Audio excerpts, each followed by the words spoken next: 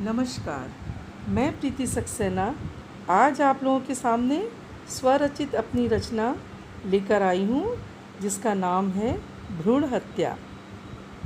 मैं डॉक्टर शोभा अपने शहर की जानी मानी स्त्री रोग विशेषज्ञ हूँ। सुबह से शाम हो जाती है, सारा दिन महिलाओं और उनके नन्हे नन्हे बच्चों में ही निकल जाता है। कितना अधिक कष्ट सहकर जन्म देती है एक माँ। मैं बच्चों का जन्म तो करवाती हूँ, पर उस दर्द का अनुभव मुझे नहीं है, कारण मैं अविवाहित हूँ। काम की व्यस्तता इतनी ज़्यादा बढ़ गई है कि विवाह के बारे में सोचने का भी मेरे पास समय ही नहीं है।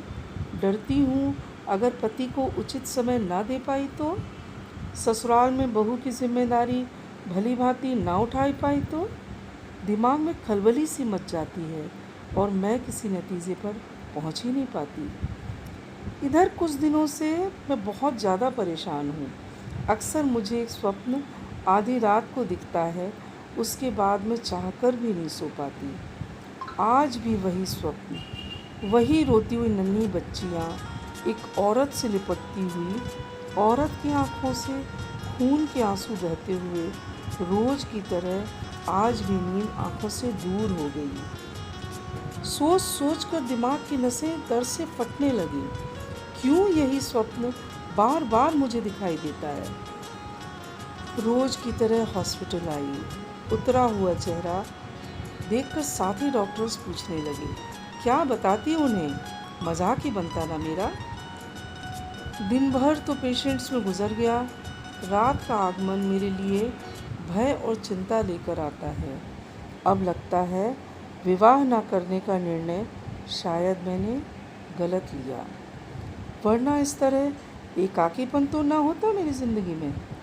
सुबह मनोचिकित्सक के पास गई, सारी बातें विस्तार से बताई। उन्होंने सम्मोहन के द्वारा मुझे एक अलग ही खूबसूरत दुनिया में पहुंचा दिया। वहाँ देवी सदृश एक माता से ढेरों कन्याएं लिपटी हुई हैं।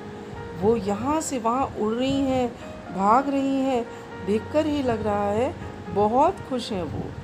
धीरे धीरे मैं अपने होश खोने लगी। दूर से किसी की आवाज़ मेरे कानों में आ रही थी, क्यों परेशान हो, क्यों बेचैन रहती हो। मैं बोलने लगी। लोगों ने लिंग परीक्षण करवाकर लाखों कन्या भ्रूण हत्याएं करवाईं। रोज न जाने कितने कन्या भ्रूण फिकवा दिए जाते थे। असहनीय होता था मुझे ये सब देखना, पर डॉक्टर होने के नाते मेरी मजबूरी जो थी, न चाहते हुए भी मैं ये सब करती चली गई। मेरे कानों में इन बच्चियों के रोने की आवाज़ें आती थीं, पर इन्हें खिलखिलाते हुए देख अब मैं निश्चिंत हूँ। थोड़ी देर बाद मैं पूर्ण रूप से होश में थी। मुझे मेरे सभी प्रश्नों के उत्तर मिल गए। अब शायद मैं चैन की नींद सो पाऊँगी। बहुत बहुत धन्यवाद मेरी कहानी सुनने के लिए। नमस्कार।